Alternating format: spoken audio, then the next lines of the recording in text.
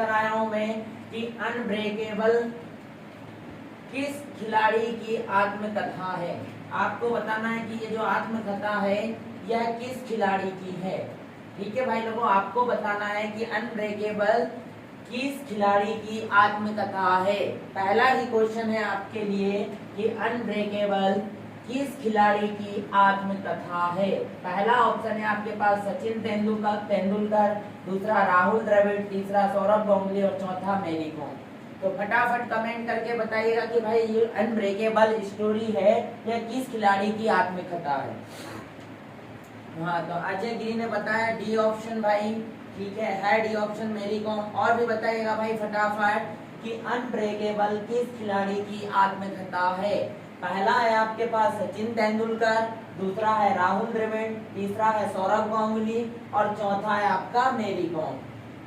तो बता दीजिएगा भाई फटाफट क्या आंसर आ जाएगा। फटाफट बताइएगा। चैनल को जिसने लाइक नहीं किया लाइक भी करते जाइएगा, सब्सक्राइब करिए और ज्यादा से ज्यादा शेयर करिए भाई कि आप लोगों के साथ साथ किसी अपने का भी अच्छा हो जाए। तो सभी लोगों ने बताया डी, तो इसका आंसर क्या आ जाएगा मैरी कॉम। जो आपकी अनब्रेकेबल खिलाड़ी है, जो आत्मकथा है वह किसकी है, तो वह मैरी कॉम की है। किसकी हो जाएगी भाई, मैरी कॉम की हो जाएगी। किसकी हो जाएगी, जय हिंद भाई, मैरी कॉम की हो जाएगी। पढ़ते हैं नेक्स्ट क्वेश्चन की ओर कि मर्डेका कप किस खेल से संबंधित है। दूसरा क्वेश्चन है आपके लिए कि मर्डेका कप किस खेल से संबंधित है। तो आपको बताना है कि जो मर्डेका कप है वह किस खेल से संबंधित है। पहला है आपका फुटबॉल, दूसरा कबड्डी, तीसरा गोल, चौथा क्रिकेट। तो बताइएगा भाई फटाफट कमेंट करके कि इसका आंसर क्या आ जाएगा। मर्डेका कप किस खेल से संबंधित है। तो बता दीजिएगा भाई फटाफट क्या आंसर आ जाएगा कि मर्डेका कप किस खेल से संबंधित है। भाई आंसर में कमी नहीं होनी चाहिए, फटाफट कमेंट करके बताइएगा क्या आ जाएगा कि मर्डेका कप किस खेल से संबंधित है। तो फटाफट बताइएगा आंसर। पहला है आपका फुटबॉल, दूसरा कबड्डी, तीसरा गोल्फ, चौथा क्रिकेट। तो बता दीजिएगा भाई फटाफट करके कि क्या आंसर आ जाएगा इसका। फटाफट बताइए क्या आंसर आ जाएगा। मर्डेका कप किस खेल से संबंधित है। तो आपको बताना है कि जो मर्डेका कप है वह किस खेल से संबंधित है। नहीं बता पा रहे कोई बात नहीं है, ये है आपका फुटबॉल से संबंधित। किससे है, जो मर्डेका कप होता है या किससे संबंधित है, तो यह फुटबॉल खेल से संबंधित है। किससे संबंधित है, फुटबॉल खेल से संबंधित है। बढ़ते हैं नेक्स्ट क्वेश्चन की ओर कि पुलिकट झील किस राज्य में स्थित है। पुलिकट झील किस राज्य में स्थित है। आपको बताना है कि पुलिकट झील किस राज्य में स्थित है। पहला है हरियाणा, दूसरा तमिलनाडु, तीसरा गोवा, चौथा केरल। तो बता दीजिएगा भाई कि पुलिकट जो झील है वह किस राज्य में स्थित है। आप लोगों को बताना है कि जो पुलिकट झील है वह किस राज्य में स्थित है। तो बता दीजिएगा भाई पुलिकट झील किस राज्य में स्थित है। अजय गिरी ने बताया डी ऑप्शन। और बताओ भाई, और बताइएगा क्या आंसर आ जाएगा कि पुलिकट झील किस राज्य में स्थित है। पहला ऑप्शन है आपके पास हरियाणा, दूसरा ऑप्शन है तमिलनाडु, तीसरा ऑप्शन है गोवा और चौथा ऑप्शन है आपका केरल। तो बता दीजिएगा भाई पुलिकट झील किस राज्य में स्थित है। तो भाइयों पुलिकट झील आपका तमिलनाडु में स्थित है। कहाँ पर है, तमिलनाडु राज्य में स्थित है। पुलिकट झील कहाँ पर स्थित है, आपकी तमिलनाडु राज्य में स्थित है। कहाँ पर है, तमिलनाडु राज्य में स्थित है। पुलिकट झील कहाँ पर है, आपकी तमिलनाडु में है। बढ़ते हैं नेक्स्ट क्वेश्चन की ओर भाई लोगों कि हर्ट्ज की इकाई क्या है या हर्ट्ज किसकी इकाई है। तो आपको बताना है कि हर्ट्ज की इकाई क्या है। पहला है आपका धारिता, दूसरा प्रेरणा, तीसरा आवृत्ति, चौथा प्रतिरोधक। तो बताइएगा हर्ट्ज की आवृत्ति क्या है, हर्ट्ज किसकी आवृत्ति है। तो फटाफट कमेंट करके बताओ मेरे दोस्तों कि हर्ट्ज की इकाई क्या है। धारिता, प्रेरणा, प्रेरण, आवृत्ति या प्रतिरोधक। तो क्या आ जाएगा इसका आंसर भाई, फटाफट कमेंट कर दीजिएगा क्या आंसर आ जाएगा इसका। तो इसका आ जाएगा आवृत्ति, यानी हर्ट्ज किसकी, आवृत्ति की इकाई क्या होती है, हर्ट्ज होती है। आवृत्ति की इकाई क्या हो जाएगी आपकी, हर्ट्ज हो जाएगी। आवृत्ति की इकाई क्या हो जाएगी मेरे दोस्तों?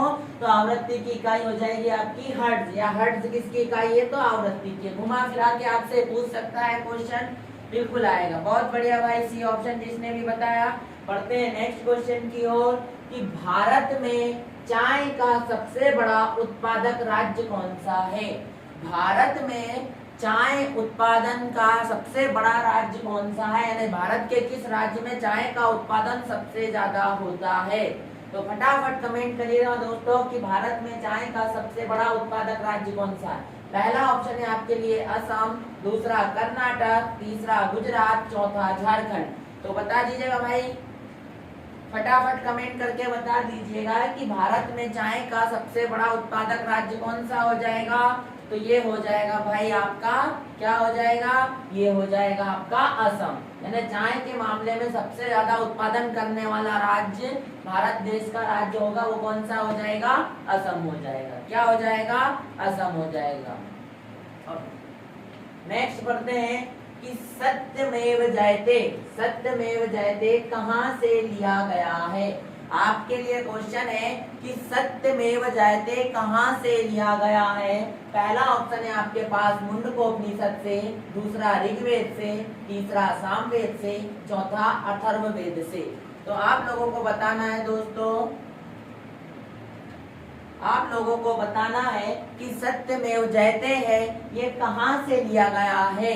तो फटाफट कमेंट कर दीजिएगा भाई लोग, सत्यमेव जयते कहाँ से लिया गया है? तो सत्यमेव जयते बताओ भाई फटाफट, कहाँ से लिया गया है? फटाफट कमेंट कर दीजिएगा, सत्यमेव जयते कहाँ से लिया गया है? तो सत्यमेव जयते आपका लिया गया है मुंडकोपनिषद से। कहाँ से लिया गया है? ये भारत का आदर्श वाक्य है सत्यमेव जयते, और ये कहाँ से लिया गया है? तो यह मुंडकोपनिषद से लिया गया है। आई बात समझ में भाइयों? बढ़ते हैं नेक्स्ट क्वेश्चन की ओर। नेशनल बॉटनिकल गार्डन किस शहर में स्थित है? आपको बताना है कि नेशनल बॉटनिकल जो गार्डन है वह किस शहर में स्थित है। आप लोगों को बताना है कि नेशनल बॉटनिकल गार्डन किस शहर में स्थित है। पहला ऑप्शन है आपके पास जयपुर, दूसरा अजमेर, तीसरा लखनऊ, चौथा हरियाणा। तो बता दीजिएगा मेरे दोस्तों, क्या आ जाएगा आंसर इसका कि नेशनल बॉटनिकल गार्डन किस शहर में स्थित है। तो कर दीजिएगा भाई फटाफट दबा के कमेंट, क्या आंसर आ जाएगा? फटाफट कर दीजिएगा कमेंट, क्या आंसर आ जाएगा कि नेशनल बॉटनिकल गार्डन किस शहर में स्थित है। तो बताओ भाई नेशनल बॉटनिकल गार्डन किस शहर में स्थित है? फटाफट कमेंट कर दो मेरे दोस्तों कि नेशनल बॉटनिकल गार्डन किस शहर में स्थित है। पहला ऑप्शन है जयपुर, दूसरा अजमेर, तीसरा लखनऊ, चौथा हरियाणा। तो करिएगा भाई कमेंट फटाफट, क्या आंसर आ जाएगा? राय स्टार FFSC वीरेंद्र सिंह जयपुर बता रहे हैं। और बताओ भाई फटाफट कमेंट करिए यार। अजय गिरी भाई कमेंट करिएगा आप भी, नवीन मेवाड़ा, करण ठाकुर फटाफट आंसर बताइएगा भाई। कोई जयपुर बता रहा है, कोई लखनऊ बता रहा है, तो फटाफट बताओ भाई। इसका राइट आंसर हो जाएगा लखनऊ। नेशनल बॉटनिकल गार्डन कहाँ पर स्थित है? तो लखनऊ में स्थित है। कहाँ पर है नेशनल बॉटनिकल गार्डन? तो लखनऊ में स्थित है। कहाँ पर हो जाएगा मेरे दोस्तों? तो ये लखनऊ में हो जाएगा। ठीक है भाई लोगों, कहाँ आ जाएगा? लखनऊ में। ए ऑप्शन नहीं आएगा भाई, जयपुर में नहीं है। नेशनल जो बॉटनिकल गार्डन है वह लखनऊ शहर में स्थित है। बढ़ते हैं नेक्स्ट क्वेश्चन की ओर। भारत में मुद्रा की छपाई, भारत में मुद्रा यानी नोट की छपाई किसके द्वारा की जाती है? भारत में मुद्रा की छपाई किसके द्वारा की जाती है? पहला ऑप्शन है आपके पास सेबी, दूसरा बैंक ऑफ बड़ौदा, तीसरा RBI, चौथा इनमें से कोई नहीं। तो आप लोगों को बताना है दोस्तों कि जो भारत देश है इसमें मुद्रा की छपाई किस बैंक के द्वारा, कौन करवाता है या किसके द्वारा की जाती है? तो पहला ऑप्शन है आपके पास सेबी, दूसरा बैंक ऑफ बड़ौदा, तीसरा RBI, चौथा इनमें से कोई नहीं। तो करिएगा भाई कमेंट फटाफट, क्या आंसर आ जाएगा इसका? फटाफट कर दीजिएगा कमेंट, आंसर क्या आ जाएगा। तो भारत में मुद्रा की छपाई आरबीआई कराती है। कौन कराती है? आरबीआई कराती है। कौन कराती है भाई? आरबीआई कराती है। बहुत बढ़िया मेरे दोस्तों, बढ़िया, सभी अच्छा अच्छा आंसर दे रहे हैं, गलत गलत कोई नहीं दे रहा है, सही दे रहे हैं सब, बहुत बढ़िया भाई। उम्मीद है कि आप इसी तरीके से पढ़ते रहिएगा तो एक दिन आप अपनी मंजिल को पा लेंगे, लेकिन कंटिन्यू बने रहना है भाई आप, ठीक है ना। आप कोई सी भी बुक से पढ़ते हो, कहीं से भी पढ़ते हो, पर 15 दिन की बात है, आप ज्यादा से ज्यादा पढ़िएगा। और पढ़ना भी कैसे कि कम पढ़ो पर अच्छा पढ़ो, याद होना चाहिए। ऐसा नहीं है कि पेज बुक में 50 पेज है, 50 एक ही दिन में पढ़ लिए, कल पूछा तो सब था, तो ऐसा नहीं करना भाई, कम पढ़ो पर अच्छा पढ़ो। बढ़ते हैं नेक्स्ट क्वेश्चन की ओर कि मद्रास का युद्ध कब हुआ था। आपको बताना है मेरे दोस्तों कि मद्रास का युद्ध कब हुआ था। पहला है आपका 1556, दूसरा 1757, तीसरा 1746 और चौथा 1526। तो आपको बताना है कि मद्रास का युद्ध कब हुआ था। अरे भाई ग्रुप में कैसे जोड़ूंगा, जो नंबर देगा नाम बताएगा जब तो जोड़ूंगा ना। आपको बताना है भाई कि मद्रास का युद्ध कब हुआ था। पहला ऑप्शन है 1556, दूसरा 1757, तीसरा 1746, चौथा 1526। तो बता दीजिएगा भाई कि मद्रास का युद्ध कब हुआ था। तो करिएगा भाई कमेंट फटाफट कि मद्रास का युद्ध कब हुआ था। फटाफट कमेंट करो दोस्तों, क्या आ जाएगा, मद्रास का युद्ध कब हुआ था। आपके पास 4 ऑप्शन है, आप एक ऑप्शन पर आंसर दीजिए कि मद्रास का युद्ध कब हुआ था।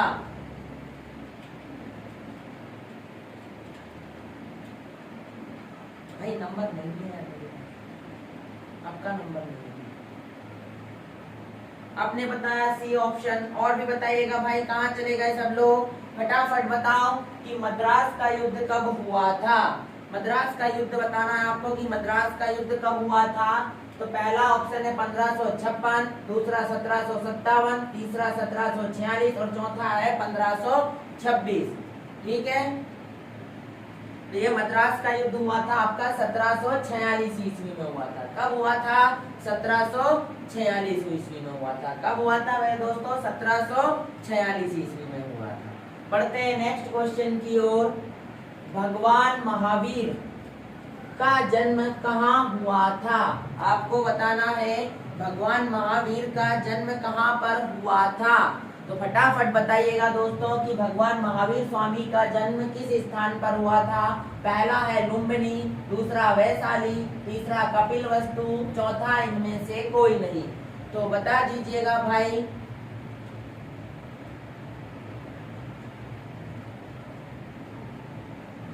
बता दीजिएगा कि भगवान महावीर स्वामी का जन्म कहाँ हुआ था। पहला है आपका लुम्बिनी, दूसरा है आपका वैशाली, तीसरा है आपका कपिलवस्तु और चौथा है इनमें से कोई नहीं। तो आपको भगवान महावीर स्वामी के जन्म का स्थान कहाँ पर था वो बताना है। तो इसका आंसर क्या हो जाएगा? वैशाली में हुआ। भगवान महावीर स्वामी का जन्म कहाँ पर हुआ था? वैशाली में हुआ था। कहाँ पर हुआ था भाई लोगों? वैशाली में हुआ था। बढ़ते हैं नेक्स्ट क्वेश्चन की ओर।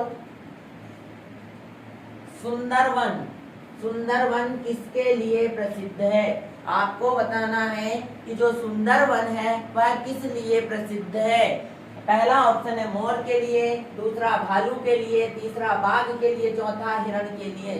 सुंदरवन पश्चिम बंगाल में है। सुंदरवन का डेल्टा राष्ट्रीय उद्यान अभ्यारण्य भी है। तो यहाँ बताना है कि सुंदरवन किसके लिए प्रसिद्ध है। पहला ऑप्शन है आपके पास मोर, दूसरा भालू, तीसरा बाघ और चौथा हिरण। तो बताइएगा दोस्तों क्या आंसर आ जाएगा इसका। सुंदरवन क्यों प्रसिद्ध है? सुंदरवन बाघ के लिए प्रसिद्ध है भाई। काय के लिए प्रसिद्ध है? बाघ के लिए प्रसिद्ध है। सुंदरवन क्यों प्रसिद्ध है? तो बाघ के लिए प्रसिद्ध है। बढ़ते हैं नेक्स्ट क्वेश्चन की ओर भाइयों कि राज्य में विधानसभा को कौन भंग कर सकता है। आपको बताना है कि राज्य में विधानसभा को कौन भंग कर सकता है। राज्य में विधानसभा को कौन भंग कर सकता है। तो बताइएगा भाई राज्य में विधानसभा को कौन भंग करेगा। फटाफट आंसर दीजिएगा भाई कि राज्य में विधानसभा को कौन भंग कर सकता है। तो बताइएगा मेरे दोस्तों, पहला ऑप्शन है राज्यपाल, दूसरा विधानसभा अध्यक्ष, तीसरा राष्ट्रपति और चौथा है आपका उपराष्ट्रपति। तो बताइएगा भाई क्या आंसर आ जाएगा इसका, फटाफट फटाफट बताइएगा कि राज्य में विधानसभा को कौन भंग कर सकता है। तो बताइएगा भाई कौन भंग कर सकता है। तो इसका आंसर आ जाएगा राज्यपाल।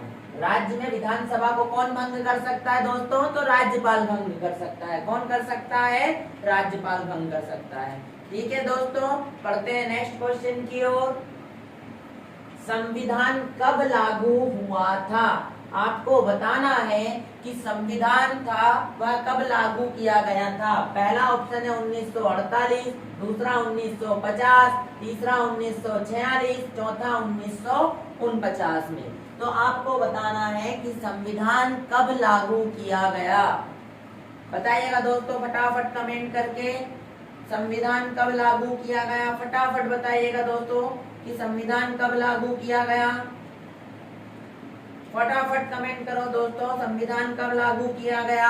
तो संविधान लागू किया गया था 1950 में। कब किया गया था भाई, 1950 में किया गया था। संविधान कब लागू किया गया था, तो 1950 में किया गया था। बढ़ते हैं नेक्स्ट क्वेश्चन की ओर कि चौधरी चरण सिंह की समाधि स्थल का नाम बताइए। चौधरी चरण सिंह की समाधि जहां पर बनी हुई है उस स्थल को किस नाम से जाना जाता है। ये आपको बताना है, चौधरी चरण सिंह की समाधि स्थल का नाम क्या हो जाएगा। पहला है किसान घाट, दूसरा विजय घाट, तीसरा राजघाट, चौथा वीर भूमि। तो बताओ दोस्तों चौधरी चरण सिंह की समाधि स्थल का नाम क्या हो, किस नाम से जाना जाएगा, बताओ फटाफट दोस्तों बताओ। चौधरी चरण सिंह को, जो चौधरी चरण सिंह है उसकी समाधि स्थल का नाम क्या हो जाएगा। तो फटाफट बता दीजिएगा दोस्तों क्या आ जाएगा। पहला ऑप्शन है किसान घाट, दूसरा विजय घाट, तीसरा राजघाट और चौथा वीर भूमि। तो क्या हो जाएगा दोस्तों, किसान घाट हो जाएगा। चौधरी चरण सिंह की जो समाधि स्थल है इसको किसान घाट के नाम से भी जाना जाता है। ठीक है भाई लोगों, चौधरी चरण सिंह की समाधि स्थल को किस नाम से जाना जाएगा, तो ये जाना जाएगा किसान घाट के नाम से। बढ़ते हैं दोस्तों आगे की ओर कि प्रधानमंत्री का चुनाव होता है। प्रधानमंत्री का चुनाव होता है, पहला ऑप्शन है लोकसभा के सदस्यों द्वारा, राष्ट्रपति के द्वारा, राज्यसभा के सदस्यों द्वारा या उपरोक्त सभी। तो बता दीजिए भाई कि प्रधानमंत्री का चुनाव कौन करता है। पहला ऑप्शन है लोकसभा के सदस्य, राष्ट्रपति के द्वारा, तीसरा राज्यसभा के सदस्यों द्वारा और चौथा लोकसभा के सदस्यों द्वारा, उपरोक्त सभी। तो बता दीजिएगा दोस्तों क्या आंसर आ जाएगा कि प्रधानमंत्री का चुनाव किसके द्वारा किया जाता है। तो बताओ दोस्तों प्रधानमंत्री का चुनाव किसके द्वारा किया जाता है,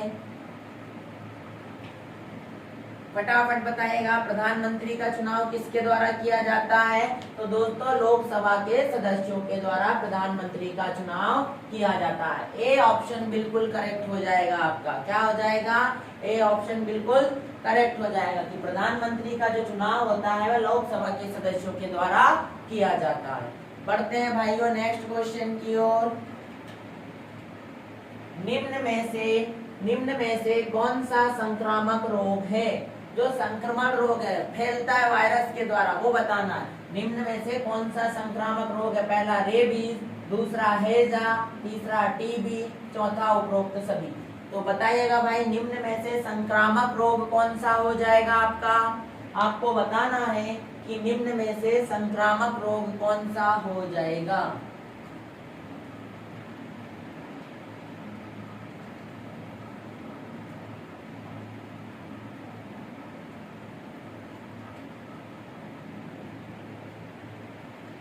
निम्न में से संक्रामक रोग कौन सा हो जाएगा।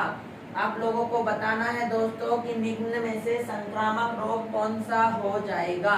तो कौन सा हो जाएगा भाई संक्रामक रोग, तो संक्रामक रोग हो जाएगा आपका रेबीज, है ना। ये लार से फैलता है, काटने से तो फैलता जाता है। आई तो बात समझ में दोस्तों, और बाकी के सारे भी हैं। तो मेन आपको रेबीज याद रखना है, बाकी सारे संक्रामक रोग हैं, है ना। हैजा भीड़ में फैलता है अधिकतर दूषित भोजन के कारण, दूषित पानी के कारण।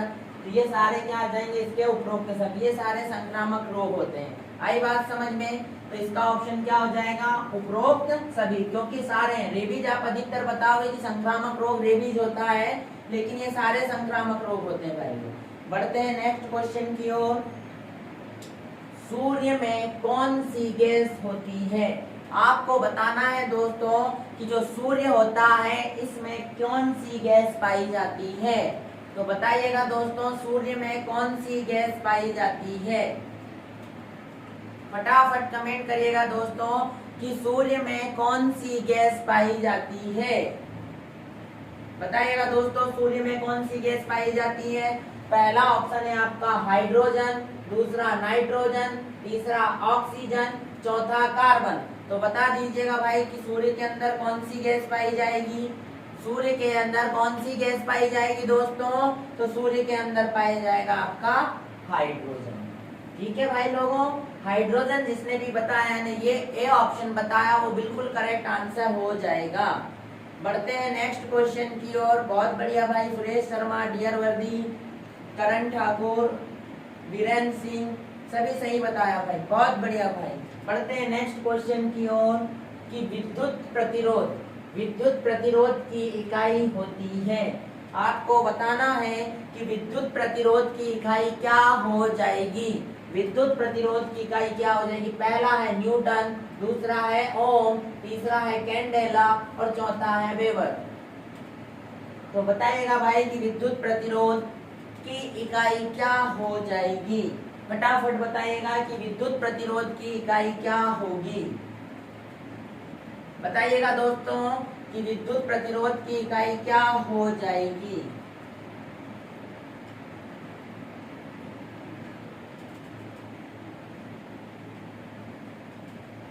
आज आप क्लास नहीं आए, बहुत बढ़िया। विद्युत प्रतिरोध की इकाई क्या होगी? पहला है न्यूटन, दूसरा है ओम, तीसरा कैंडेला, चौथा वेबर। तो बता दीजिएगा भाई विद्युत प्रतिरोध की इकाई क्या हो जाएगी। तो विद्युत प्रतिरोध की इकाई ओम हो जाएगी। क्या हो जाएगी दोस्तों? विद्युत प्रतिरोध की इकाई ओम हो जाएगी। क्या हो जाएगी? ओम हो जाएगी। बढ़ते हैं नेक्स्ट क्वेश्चन की ओर दोस्तों। किस ग्रह के चारों ओर एक छल्ला है? आपको बताना है कि वह कौन सा ग्रह है जिसके चारों ओर एक छल्ला पाया जाता है, वलय युक्त ग्रह जिसे बोला जाता है। तो बताइएगा भाई कमेंट करके, फटाफट कमेंट करके बताइएगा कि किस ग्रह के चारों ओर एक छल्ला है। पहला ऑप्शन है बुध, दूसरा बृहस्पति, तीसरा शनि, चौथा शुक्र। तो बताइएगा दोस्तों कि किस ग्रह के चारों ओर एक छल्ला पाया जाता है। तो बताइएगा दोस्तों कौन सा ग्रह हो जाएगा। या इसको ऐसे भी पूछ सकता है आप लोगों से दोस्तों कि वलय युक्त ग्रह कौन सा है।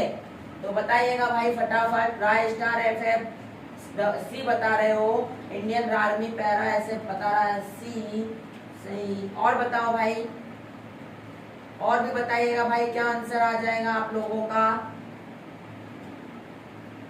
फटाफट बताइएगा भाई कि किस ग्रह के चारों ओर एक छल्ला पाया जाता है। तो शनि ग्रह के चारों ओर एक छल्ला पाया जाता है। तो इसका राइट आंसर क्या हो जाएगा भाई? सी हो जाएगा। क्या हो जाएगा राइट आंसर? सी हो जाएगा। और इसे वलय युक्त ग्रह के नाम से भी जाना जाता है। बढ़ते हैं नेक्स्ट क्वेश्चन की ओर भाई लोगों कि पोटेशियम का रासायनिक चिन्ह क्या होता है। आपको बताना है कि जो पोटेशियम होता है उसको किस चिन्ह के द्वारा प्रदर्शित किया जाता है। तो आप लोगों को बताना है दोस्तों कि पोटेशियम को किस चिन्ह के द्वारा प्रदर्शित किया जाता है। पहला ऑप्शन है आपके पास Na, दूसरा K, तीसरा W, चौथा PO। तो बताइएगा भाई, बताइएगा भाई किसके द्वारा प्रदर्शित किया जाता है। पोटेशियम को का जो चिन्ह होता है वह कौन सा है। पोटेशियम का रासायनिक चिन्ह क्या हो जाएगा भाई लोगों, फटाफट कमेंट करिएगा कि पोटेशियम का चिन्ह क्या हो जाएगा। तो पोटेशियम होता है भाई K। पोटेशियम को काय से प्रदर्शित करते हैं, के से प्रदर्शित करते हैं, काय से प्रदर्शित करते हैं, के से प्रदर्शित करते हैं। बढ़ते हैं नेक्स्ट क्वेश्चन की ओर भाई लोगों, कि मनुष्य के शरीर का प्रमुख श्वसन अंग क्या है। मनुष्य के शरीर का प्रमुख श्वसन अंग क्या हो जाएगा, ये आपको बताना है कि मनुष्य के शरीर का प्रमुख श्वसन अंग क्या होगा। पहला है फेफड़ा, दूसरा है त्वचा, तीसरा है गुर्दे, चौथा है इनमें से कोई नहीं। तो आपको बताना है दोस्तों कि मनुष्य के शरीर का प्रमुख श्वसन अंग क्या हो जाएगा। फटाफट कमेंट कर दीजिएगा मेरे दोस्तों, क्या हो जाएगा मनुष्य के शरीर का प्रमुख अंग जिससे आप श्वास लेते हैं या कार्बन डाइऑक्साइड छोड़ते हैं, ऑक्सीजन अंदर लेते हैं, क्या हो जाएगा, ये हो जाएगा आपका फेफड़ा हो जाएगा। क्या हो जाएगा दोस्तों, फेफड़ा। तो मनुष्य के शरीर का जो प्रमुख अंग है वह क्या हो जाएगा, श्वसन अंग फेफड़ा हो जाएगा। बहुत बढ़िया भाई लोगों। बढ़ते हैं नेक्स्ट क्वेश्चन की ओर, कि नाभिक की खोज किसने की थी। नाभिक की खोज किसने की थी। आपको बताना है दोस्तों कि जो नाभिक होता है, इस नाभिक की खोज किसने की थी। तो बता दीजिएगा दोस्तों, नाभिक की खोज किसने की थी। पहला है गोल्डस्टीन, दूसरा रदरफोर्ड, तीसरा थॉमसन, चौथा चैडविक। तो बता दीजिएगा भाई क्या आ जाएगा कि नाभिक की खोज किस वैज्ञानिक के द्वारा की गई थी। तो आप लोगों को बताना है क्या आंसर आ जाएगा भाई नाभिक की खोज में। फटाफट कमेंट करो यार, दबा के लाइक करो, कमेंट करो यार, आप लोग कितना धीरे करते हैं। सब बता रहे हैं बी ऑप्शन। तो नाभिक की खोज की थी रदरफोर्ड ने। किसने करी थी भाई लोगों नाभिक की खोज, तो नाभिक की खोज करी थी रदरफोर्ड ने। किसने करी थी भाइयों, रदरफोर्ड ने करी थी। बढ़ते हैं नेक्स्ट क्वेश्चन की ओर, कि जरा दृष्टि दोष या जरा दृष्टि रोग के निवारण के लिए, रोग के निवारण के लिए किस प्रकार के लेंस प्रयुक्त होते हैं। तो दोस्तों बताना है कि जरा दृष्टि के जो दोष रोग होता है उसके निवारण के लिए कौन सा लेंस प्रयुक्त होता है। पहला है अवतल लेंस, दूसरा उत्तल लेंस, तीसरा द्विफोक्सी लेंस, चौथा है इनमें से कोई नहीं। तो बताइएगा दोस्तों कि जो जरा दृष्टि दोष होता है उसमें किस प्रकार का लेंस प्रयोग किया जाता है। तो बताइएगा भाई कौन सा प्रयोग किया जाएगा। राय स्टार FFB भी, विशाल सिंह CC, डियरवर्ती भी बता रहे हैं। बताइएगा भाई कौन सा हो जाएगा। जरा दृष्टि रोग के लिए निवारण के लिए, जरा दृष्टि रोग के निवारण के लिए किस प्रकार के लेंस का प्रयुक्त होता है। तो बताइएगा भाई क्या आ जाएगा। जरा दृष्टि के लिए होता है भाई द्विफोक्सी लेंस। भाई क्या होता है, द्विफोक्सी लेंस का प्रयोग किया जाता है। जरा दृष्टि दोष में देखा होगा चश्मे के जो कांच रहते हैं वो दोनों मतलब गोल बनाए जाते हैं, है ना। तो क्या हो जाएगा इसका, द्विफोक्सी लेंस हो जाएगा। क्या हो जाएगा भाई, द्विफोक्सी लेंस हो जाएगा। बढ़ते हैं नेक्स्ट क्वेश्चन की ओर। हास्य गैस का सूत्र क्या है। हास्य गैस हो या आपको वो दे दे कि लाफिंग गैस का सूत्र क्या हो, या बोल दे हंसाने वाली गैस का सूत्र क्या हो, तो वो सारे तीनों एक ही होते हैं। कौन कौन सा, हास्य गैस, हंसाने वाली गैस और लाफिंग गैस, तीनों एक ही है भाई।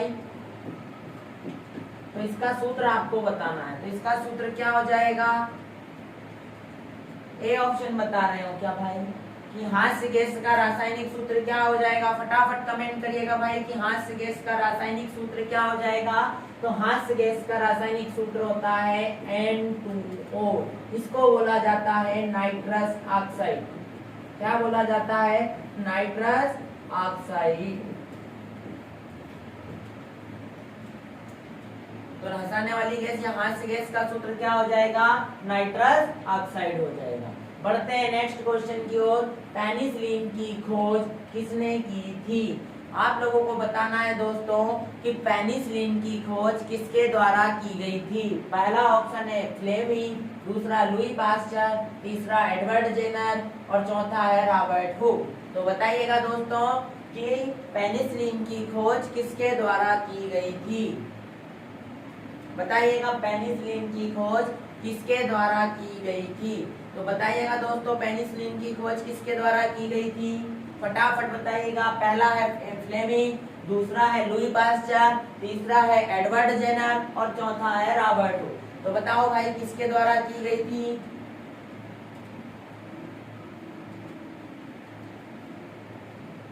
तो भाई ये की गई थी अलेक्जेंडर फ्लेमिंग के द्वारा। पेनिसिलिन की खोज किसके द्वारा की गई थी? अलेक्जेंडर फ्लेमिंग के द्वारा की गई थी। किसके द्वारा की गई थी भाई?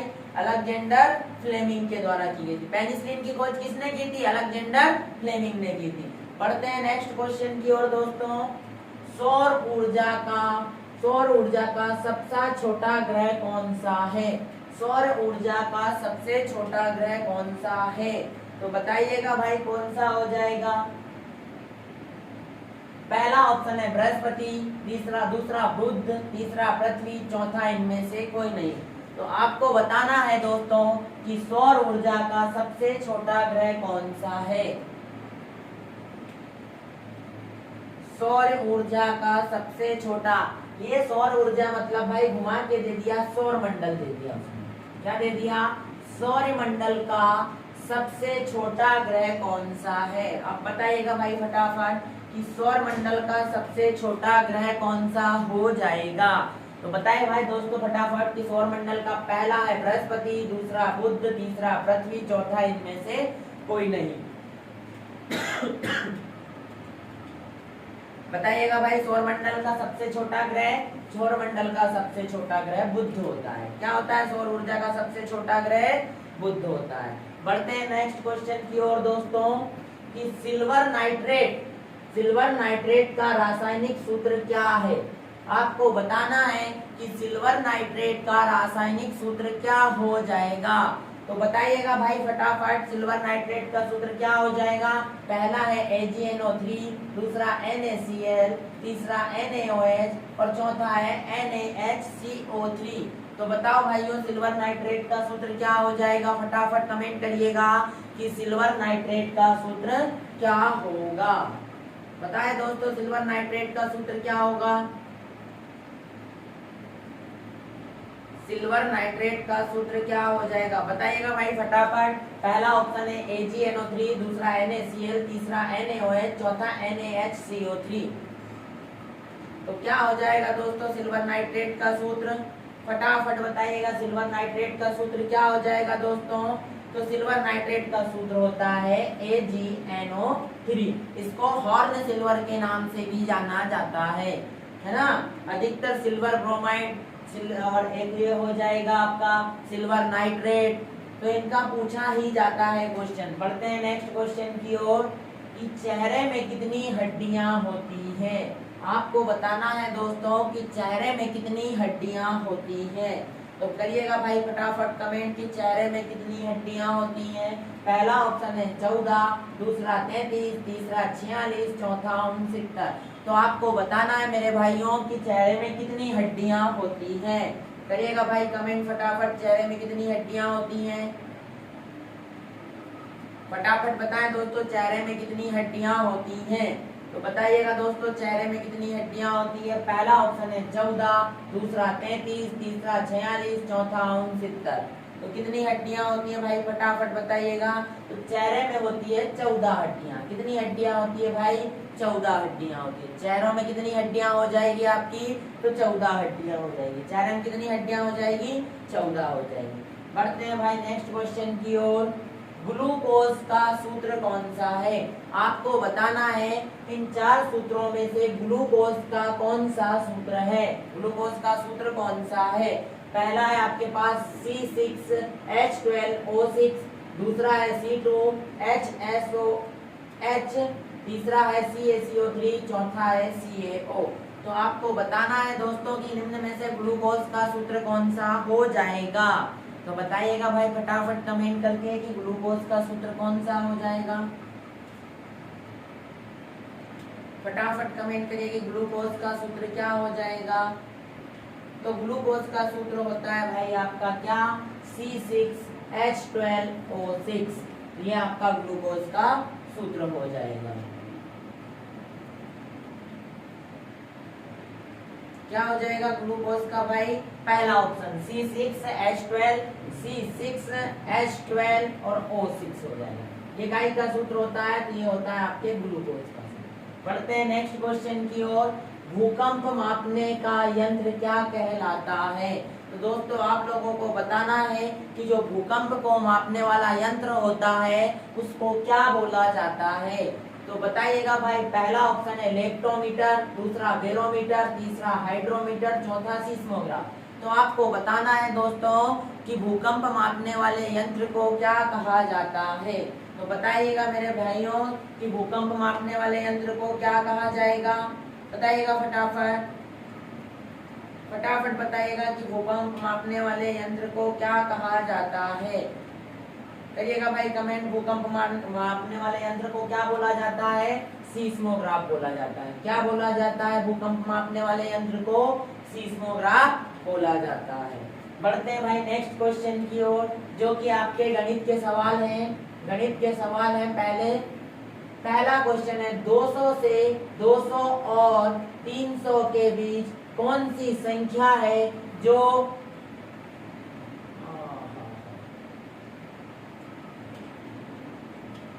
देखना भाई आपको बताना है। थोड़ा सा ऑप्शन गलत छपा हुआ है यहाँ पे तो ये काट दीजिएगा, ये भी काट दीजिएगा कि 200 और 300 के बीच कौन सी संख्या है जो पूर्णतः विभाजित है, या कितनी संख्या है। 200 और ये लिख रहा हूं मैं क्वेश्चन, 200 और 300 के बीच कितनी संख्या है जो 13 से पूर्णतः विभाजित है। कितनी संख्या है जो 13 से पूर्णतः विभाजित है। पूर्णतः विभाजित है। ठीक है भाई, ये क्वेश्चन है यहीं से देख लेना। मैंने लिख दिया है आपको कि 200 और 300 के बीच कितनी संख्या है जो 13 से पूर्णतः विभाजित है। बताइएगा भाई कि 200 और 300 के बीच ऐसी कितनी संख्याएं हैं जो 13 से पूर्णतः विभाजित है। 200 और 300 के बीच ऐसी कितनी संख्याएं हैं जो 13 से पूर्णतः विभाजित है। ऑप्शन भी दे देता हूँ। पहला ऑप्शन 6, दूसरा ऑप्शन 8, तीसरा ऑप्शन 11 और चौथा ऑप्शन है इनमें से कोई नहीं। तो बताइएगा दोस्तों कि 200 और 300 के मध्य ऐसी कितनी संख्याएं हैं जो 13 से पूर्णतः विभाजित हैं। तो बता दीजिएगा भाई। ऑप्शन भी दे दिया है मैं। पहला ऑप्शन है 6, दूसरा 8, तीसरा 11 और चौथा इनमें से कोई नहीं। तो बताइएगा भाई क्या आंसर आ जाएगा। फटाफट बताइएगा क्या आंसर आ जाएगा इसका कि 200 और 300 के बीच ऐसी कितनी संख्याएं हैं जो 13 से पूर्णतः विभाजित हो। तो बताओ दोस्तों कितना हो जाएगा आंसर। नहीं बता रहा है कोई। देखना भाई 200 और 300 के बीच पूछा है तो आपको क्या करना है। 200 का भाग लगाना है 13 से। तो 13 एकम 13 कितना बच गया भाई 7। 13 पंजे 65। पूरी बार भाग नहीं लगाना है। यहाँ पे 5 बच गया। पॉइंट में आपको मान नहीं लगाना है, सिर्फ आपको देखना है। तो पॉइंट में आपको भाग नहीं लगाना है। जितनी बार पूरा जाता है उतना लिखना है। फिर आपको लगाना है 300 में काई से भाग 13 से। तो 13 दूनी 26, बच कितना गया 4, 40 हो गया। 13 3 39, कितना बच गया 1 बच गया। अब इस 23 बार में से आपको 15 घटाना है तो कितनी संख्या हो जाएगी। तो 8 आपका आंसर करेक्ट हो जाएगा। क्या आ जाएगा भाई 8 आ जाएगा ना। 200 और 300 के मध्य 8 ऐसी संख्या है जो 13 से पूर्णतः विभाजित है। बढ़ता हूँ नेक्स्ट क्वेश्चन की ओर। Under root 1500 plus under root 441 का मान क्या होगा। आपको बताना है भाई under root 1500 plus under root 441 का मान क्या होगा। तो बताइएगा भाई क्या आंसर हो जाएगा इसका कि under root 1500 plus under root 441 का मान क्या होगा।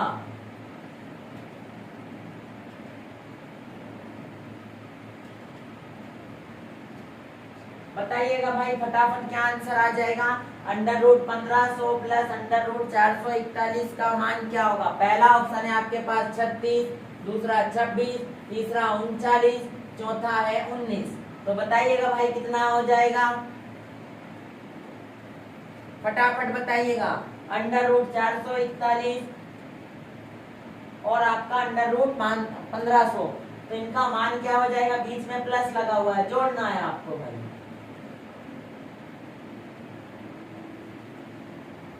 इंडियन आर्मी पैरा 39 बता रहे हैं भाई, देखते हैं।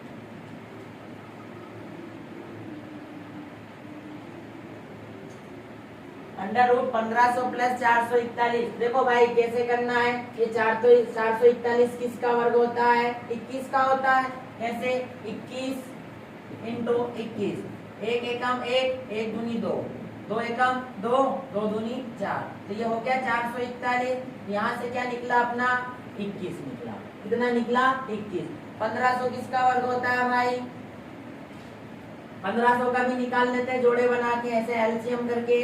तो 1500 किसका हो जाएगा आपका भाई? 1500 5 से दिया भाई, 5 दिया 15, फिर दिया 3 से 100 बार, फिर इकाई से दिया भाई 5 से दे दिया, 5 दूनी 10 जीरो, फिर कैसे दिया 5 से, 5 चुको 20, फिर 2 से दिया 2 दूनी 4, फिर 2 से दिया 1 बार, एक जोड़ा बन गया, एक ये बन गया, है ना।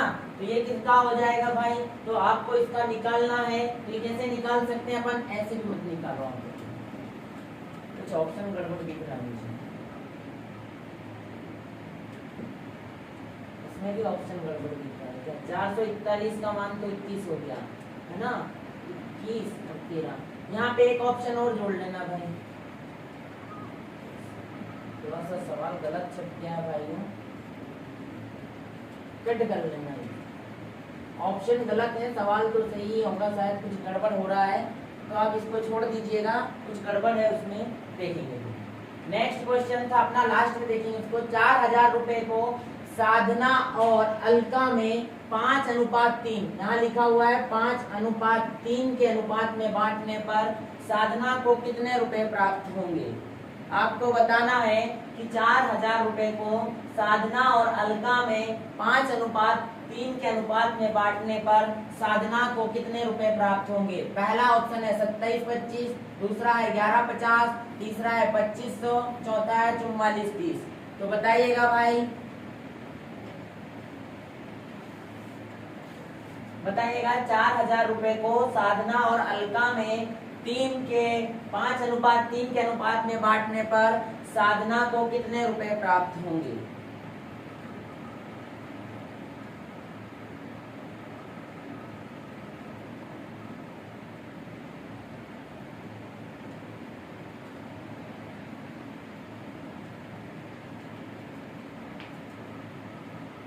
कोई बता रहा है सी ऑप्शन 2500, सभी 2500 बता रहे हैं। ठीक है, देखते हैं कितने लोग हैं। एक साधना है, ये लिख लिया मैंने साधना, अनुपात एक अलका है, अलका लिख लिया। ठीक है, इसका अनुपात है 5 और इसका है 3। कितने रुपए बांटना है? 4000 रुपए को। तो ये 5 और 3 का क्या हो गया? 8। 8 का मान कितना आ गया आपका? 4000। किसका पूछा है? तो साधना को। साधना का अनुपात कितना है? 5। काटता हूं मैं, 4 एकम 4, ये 0, ऐसे 4 दूनी 8, 2 से काटता हूँ, कितनी 2 पंजे 10, बचा 2500। तो साधना को कितना रुपए मिलेगा भाई? 2500 रुपए मिलेगा। कितना मिल जाएगा साधना को? 2500 रुपए मिल जाएगा। कितना मिल जाएगा? 2500 मिल जाएगा। पढ़ते हैं नेक्स्ट क्वेश्चन की ओर। एक आयताकार भूखंड की लंबाई तथा चौड़ाई क्रमशः 12 मीटर तथा 5 मीटर है। भूखंड का परिमाप आपको ज्ञात करना है, यानी भूखंड का आपको परिमाप बताना है। एक आयताकार भूखंड की लंबाई तथा चौड़ाई कितनी है? 12 मीटर तथा 5 मीटर है। तो भूखंड का आपको परिमाप ज्ञात करना है। पहला ऑप्शन है 46 मीटर, दूसरा 36 मीटर, तीसरा 14 मीटर, चौथा 34 मीटर। तो बताइएगा भाई कितना आ जाएगा?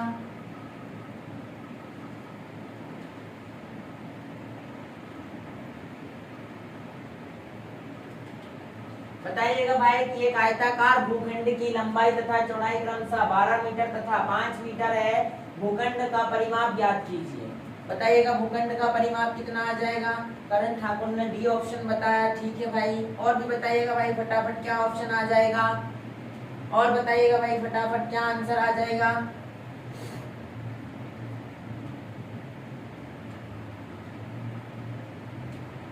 देखते हैं भाई, नहीं आ रहा है कोई बात नहीं। इंडियन आर्मी पैरा सब बी ऑप्शन, एक डी ऑप्शन बता रहा है, एक बी ऑप्शन बता रहा है। ठीक है ना भाई, देखो आयत के परिमाप का सूत्र होता है 2 लंबाई प्लस चौड़ाई। तो ये 2 लंबाई कितनी थी 12, चौड़ाई कितनी थी 5। ये कितना हो गया 12 5 12 13 14 15 16 17 17 दूनी कितना हो जाएगा 34 हो जाएगा। कितना हो जाएगा भाई 34। तो जिसका भी 34 मीटर आया था वह बिल्कुल करेक्ट आंसर था। जिसका भी 34 आया दोस्तों वह बिल्कुल करेक्ट आंसर था। पढ़ते हैं नेक्स्ट क्वेश्चन की ओर कि 180 मीटर लंबी रेलगाड़ी 72 किलोमीटर प्रति घंटे की चाल से चलती हुई एक खंबे को कितने समय में पार करेगी। आपको बताना है कि एक 72 किलोमीटर प्रति घंटे की रफ्तार से चलती हुई रेलगाड़ी कितने समय में एक बिजली के खंबे को पार कर जाएगी। पहला ऑप्शन है आपका 16 सेकेंड, दूसरा 9 सेकेंड, तीसरा 11 सेकेंड, चौथा है 26 सेकेंड। तो करिएगा भाई, कमेंट करके बताइएगा फटाफट क्या आंसर आ जाएगा। फटाफट बताइएगा भाई क्या आंसर आ जाएगा कि 180 मीटर लंबी रेलगाड़ी 72 किलोमीटर प्रति घंटे की चाल से चलती हुई एक खंबे को कितने समय में पार कर लेगी। तो बताओ दोस्तों क्या आंसर आ जाएगा इसका। पहला ऑप्शन है 16 सेकेंड, दूसरा 9 सेकेंड, तीसरा 11 सेकेंड और चौथा 26 सेकेंड। तो बताइएगा भाई क्या आंसर आ जाएगा, फटाफट बताओ।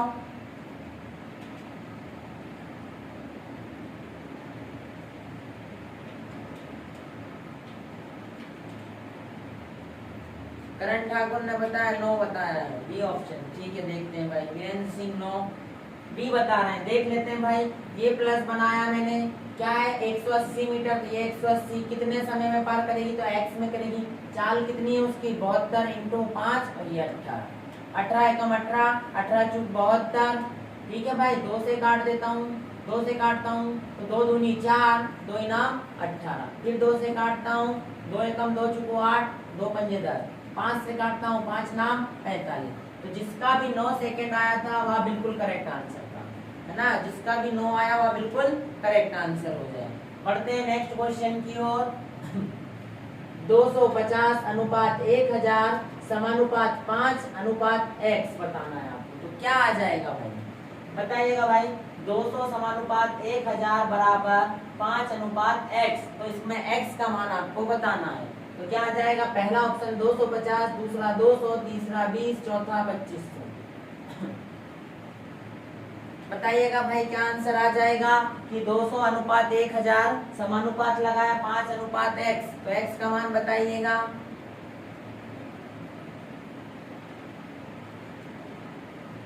बताइएगा भाई x का मान क्या हो जाएगा, फटाफट x का मान बताइएगा भाई, फटाफट क्या हो जाएगा x का मान। पहला ऑप्शन है 250, दूसरा 200, तीसरा 20, चौथा इनमें से कोई नहीं। तो बताइएगा भाई क्या आ जाएगा।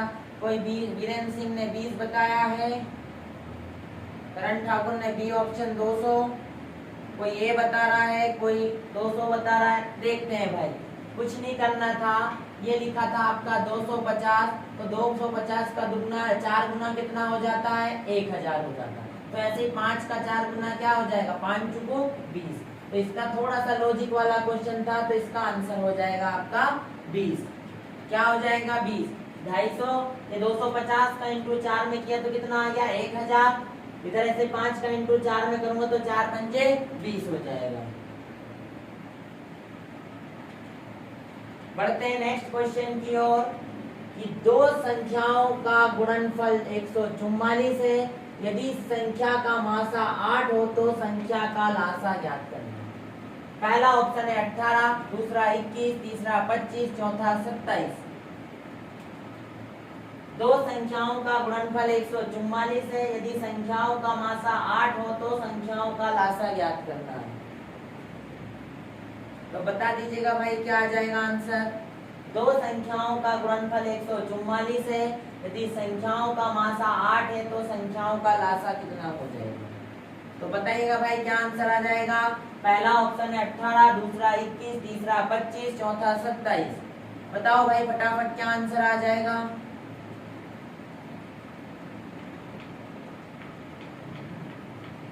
बताइएगा भाई फटाफट क्या आंसर आ जाएगा।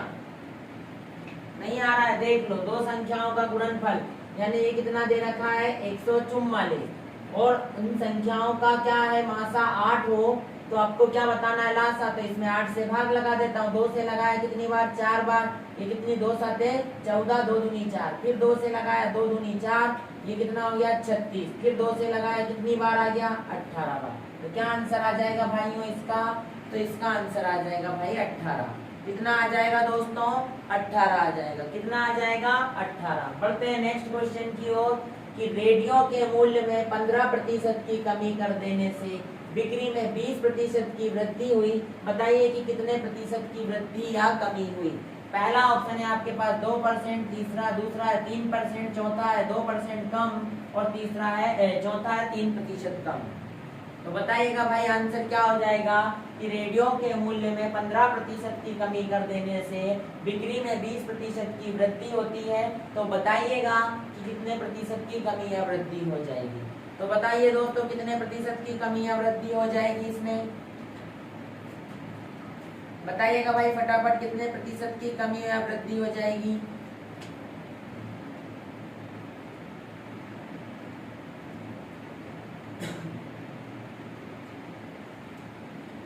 देखना भाई नहीं आ रहा है कोई बात नहीं। 15% की कमी तो माइनस का 15, 20 की वृद्धि तो प्लस का 20, माइनस प्लस माइनस 15 इंटू 20/100, 20 एकम 20, 20 पंजे 100, 5 एकम 5, 5 किया 15, इधर बच गया माइनस 30।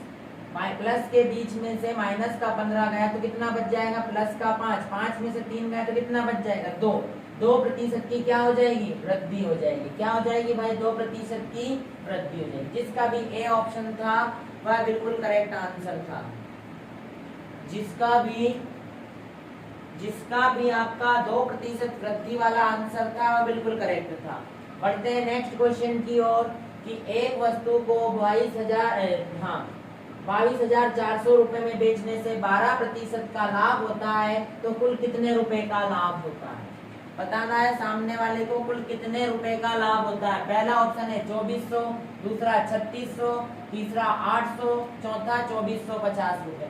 तो बताइएगा भाई कि एक वस्तु को 22,400 रुपए में बेचने से 12% का लाभ होता है तो उसे कुल कितने रुपए का लाभ होता है। आपको सिर्फ लाभ बताना है कि उसको कितने रुपए का लाभ होता है। तो बताइएगा दोस्तों कितने रुपए का लाभ। पहला है 2400 रुपए, दूसरा 3600, तीसरा 800, चौथा 2450। बताइएगा भाई कमेंट करके फटाफट कितना आंसर आ जाएगा।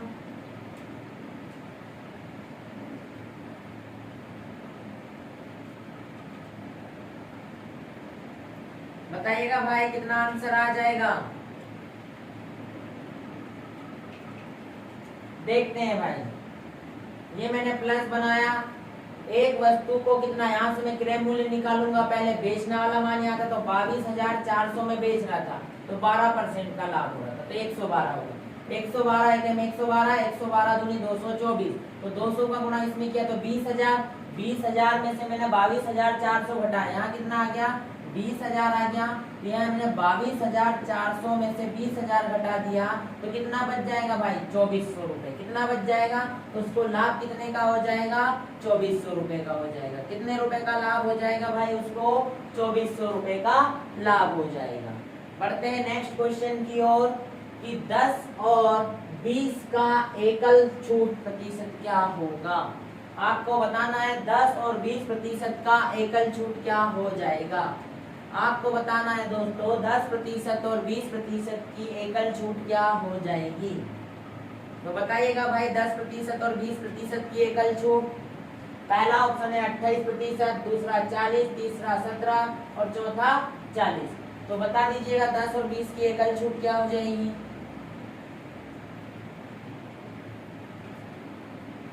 बताइएगा भाई 10% और 20% की एकल छूट क्या हो जाएगी। डियर वाला वर्दी भाई ने बोला ए ऑप्शन। और बताओ भाई, और बताओ क्या आ जाएगा, और बताइएगा भाई क्या आ जाएगा।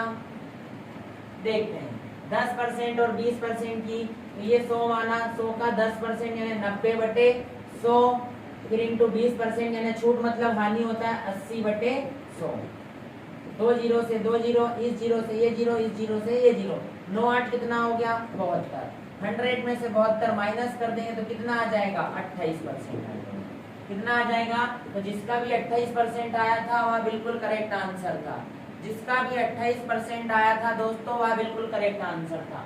बढ़ता हूँ नेक्स्ट क्वेश्चन की ओर कि एक बस 54 किलोमीटर प्रति घंटे की चाल से जाती है तो वह 1 सेकंड में कितनी दूरी जाएगी? तो बताइएगा भाई वह 1 सेकंड में कितनी दूरी चली जाएगी? कि एक बस 54 किलोमीटर प्रति घंटे की चाल से जाती है तो वह 1 सेकंड में कितनी दूरी तय कर लेगी? तो बताइएगा भाई। पहला ऑप्शन है 20, दूसरा 15, तीसरा 12, चौथा 24। तो बताइएगा भाई क्या आंसर आ जाएगा? कि एक बस 54 किलोमीटर प्रति घंटे की चाल से जाती है तो वह 1 सेकंड में कितनी दूरी तय कर लेगी? तो बताइएगा भाई 1 सेकंड में वह कितनी दूरी तय कर लेगी? फटाफट कमेंट करो दोस्तों, कहाँ चले गए सब लोग?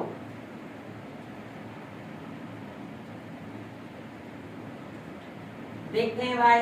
देखो 54 इंटू 5/18, 18 36 18 तिया 54, 5 तिया तो 15 मीटर की दूरी वह 1 सेकंड में तय कर लेगी। कितनी कर लेगी भैया? 15 सेकंड की दूरी तय कर लेगी। बढ़ते हैं नेक्स्ट क्वेश्चन की ओर कि एक रेडियो का क्रय मूल्य 750 रुपए है और विक्रय मूल्य 900 रुपए है तो लाभ प्रतिशत ज्ञात करना है। क्या याद करना आपको भाई लोगों? कि एक रेडियो का क्रय मूल्य 750 रुपए है और विक्रय मूल्य 900 रुपए है तो लाभ प्रतिशत कितना हो जाएगा? तो उस रेडियो का आपको लाभ प्रतिशत बताना है। क्या बताना है भाइयों? लाभ प्रतिशत बताना है। तो कितना आ जाएगा भाई? कितना आ जाएगा भाई? देखते हैं।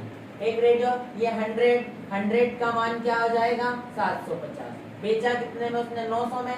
तो कितना ज्यादा कमाया? 150। ये परसेंट याद करना। 1 0 से 1 0, 15 एकम 15, 15 बना 75। 5 से काटा 5 दूनी 10 0। तो कितना परसेंट का फायदा हो गया उसको? 20%। उसका लाभ प्रतिशत कितना निकल जाएगा दोस्तों? 20% निकल जाएगा। कितना निकल जाएगा भाइयों? 20%। बढ़ते हैं नेक्स्ट क्वेश्चन की ओर कि यदि किसी संख्या का 23% 46 हो तो संख्या ज्ञात करो। यदि किसी संख्या का 23% 46 हो तो वह संख्या ज्ञात करना है आपको। पहला ऑप्शन है आपका 200, पहला ऑप्शन है 100, दूसरा 200, तीसरा 300, चौथा 225। तो बताइएगा भाई क्या आंसर आ जाएगा? कि किसी संख्या का 23% 46 है तो संख्या ज्ञात करो। तो करो भाई संख्या ज्ञात। डी ऑप्शन बता रहे हैं करण भाई। किसी संख्या का 23% 46 है तो वह संख्या ज्ञात करो। डियर वर्दी वाला भाई डी ऑप्शन बता रहा है। करण ठाकुर डी ऑप्शन। और बताओ भाइयों, और बताओ क्या आंसर आ जाएगा? और बताओ भाइयों क्या आंसर आ जाएगा? नहीं आ रहा। देखते हैं। यदि किसी संख्या नहीं पता, x का 23%, x का कितना परसेंट निकालना है अपन को? 23% निकालना है। 23/100 बराबर किसके? 46 बटे 23 एकम 23, 23 दूनी 46, 100 दूनी कितना आ जाएगा? 200 आ जाएगा। कितना आंसर आ जाएगा भाई? 200 आ जाएगा। कितना आ जाएगा? 200 आंसर आएगा भाई। ठीक है ना? कि किसी संख्या का तो संख्या नहीं पती तो x माना, x का 23% 46 के बराबर में काटा पीटी करी, कितना आंसर आ गया भाई अपना? 200 आंसर आ गया। बढ़ते हैं नेक्स्ट क्वेश्चन की ओर कि एक 300 मीटर लंबी रेलगाड़ी एक बिजली के खंभे को 20 सेकंड में पार कर सकती है तो रेलगाड़ी की चाल क्या होगी? पहला ऑप्शन है 34 किलोमीटर, दूसरा 38, तीसरा 44, चौथा 54। तो बताइएगा भाई क्या आंसर आ जाएगा? कि एक 300 मीटर लंबी रेलगाड़ी एक बिजली के खंभे को 20 सेकंड में पार करती है तो रेलगाड़ी की आपको चाल बताना है। क्या बताना है? रेलगाड़ी की आपको दोस्तों चाल बताना है। तो बताइएगा रेलगाड़ी की चाल क्या हो जाएगी? पहला ऑप्शन है 34 किलोमीटर, दूसरा 38, तीसरा 44, चौथा 54। तो बताओ दोस्तों क्या आंसर आ जाएगा इसका?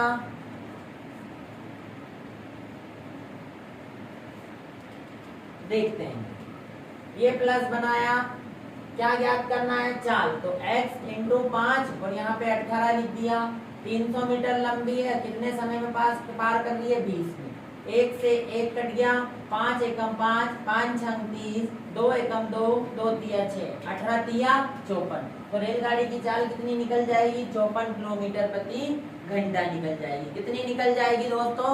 54 किलोमीटर प्रति हॉर्स निकल जाएगी। बढ़ते हैं नेक्स्ट क्वेश्चन की ओर कि 40 मजदूर 100 मीटर लंबी दीवार को 50 दिन में बनाते हैं तो कितने मजदूर उस काम को 40 दिन में कर सकेंगे? तो बताइएगा। पहला ऑप्शन है आपके पास 50, दूसरा 70, तीसरा 40 और चौथा 80। आशा करता हूँ ये सवाल कोई गलत नहीं करेगा, करके बताइएगा भाई, सभी आंसर दें। और ये आपको ही करना है कि 40 मजदूर 100 मीटर लंबी दीवार 50 दिन में बनाते हैं तो कितने मजदूर उस काम को 40 दिन में कर सकते हैं। करिएगा भाई फटाफट, करिएगा फटाफट, क्या आंसर आ जाएगा? करिएगा भाई फटाफट कि 40 मजदूर 100 मीटर लंबी दीवार 50 दिन में बनाते हैं तो कितने मजदूर उस काम को 40 दिन में करेंगे। भाई करिएगा फटाफट, कमेंट करके बताइएगा क्या आंसर आ जाएगा। कमेंट करके बताइएगा भाई क्या आंसर आ जाएगा कि 40 मजदूर 100 मीटर लंबी दीवार को, कितने मीटर लंबी दीवार को, 100 मीटर लंबी दीवार को कितने दिन में बनाते हैं? 50 दिन में। तो कितने मजदूर उस काम को 40 दिन में कर सकते हैं? आपको बताना है कि कितने मजदूर उस काम को कितने दिन में कर सकते हैं। बताइएगा भाई फटाफट आंसर। अभी तक एक बंदे का है जो कि ऑप्शन में 50 है, 50 है, 70 है, 40 है और 80 है। तो बता दीजिए भाई क्या आंसर आ जाएगा। देखना भाई, नहीं आ रहा है। 40 मजदूर 100 मीटर, तो ये मीटर वाला काम है उसका, तो 100 इधर 50 दिन में बनाते हैं तो उसी काम को कितने मजदूर? तो x मजदूर कितने दिन में? 40 दिन में। उसी दीवार है 100 मीटर लंबी दीवार, 100 से 100 कट जाएगा, 40 से 40 कट जाएगा। कितना आंसर आ जाएगा दोस्तों? 50 दिन आ जाएगा। कितना दिन आ जाएगा? 50 दिन आ जाएगा। कितना आ जाएगा भाइयों? 50 दिन आ जाएगा। कितना आ जाएगा? 50 दिन आ जाएगा। तो ठीक है भाई, सभी को फटाफट कमेंट करके बताइएगा क्लास कैसी लगी आज की क्लास कैसी लगी आपको, बताइएगा कमेंट करके फटाफट। सभी को जय हिंद। मिलते हैं कल सेम टाइम पे। अधिक से अधिक लोगों को बताएं कि भाई लाइव क्लास चल रही है, इसमें जुड़े, ज्यादा से ज्यादा शेयर करें, लाइक करें और कमेंट करें। जय हिंद सभी को भाई।